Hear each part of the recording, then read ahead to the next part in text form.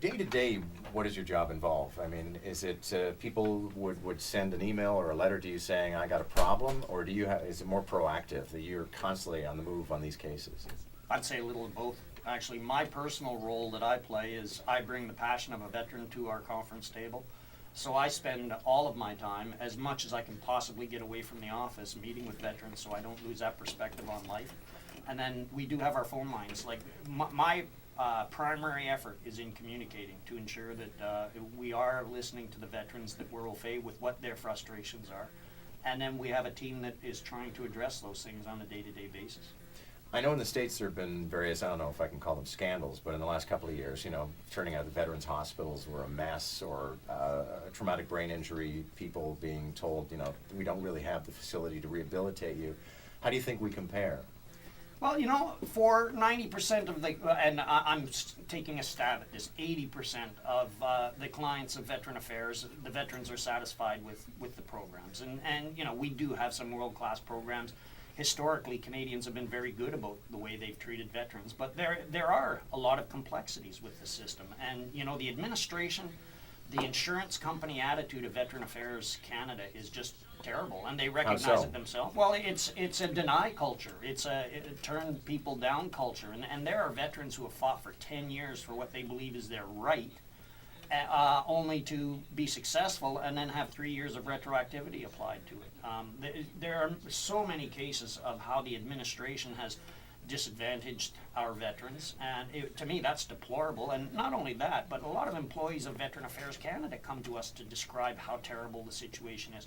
To their credit, when we attack their system, and we try to do it in a constructive fashion, the system is trying to correct itself. So that's why I'm a firm believer in the role and the mandate that I have, being that voice. And it's very important that I view myself as a neutral voice, but on the side of the veterans. So I try not to sensationalize things, but at the same time, I'm trying to convey to Canadians and decision makers that this is a human problem, and there are people suffering, and I take that personally. Yeah, so I guess necessarily you're pretty passionate about your work. Well, I took the job because it was a chance for me to give back, I was told after I came back from Afghanistan that I wouldn't be commanding again, and I was pretty bummed out over that, and to me that was kind of the end of life as I knew it, because I only stayed in the military to be with soldiers and to do operational things. So I became a green collar worker. I didn't go out into the workforce because I felt that after the great career I had, an obligation as a senior officer to give back. So when this job came open, it was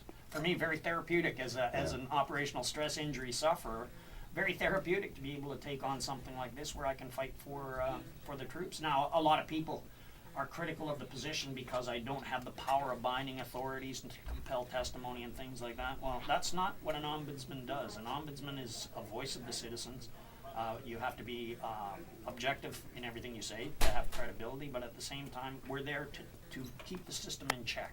And I think we're progressing well in terms of developing our ability to be a catalyst for change within Veteran Affairs.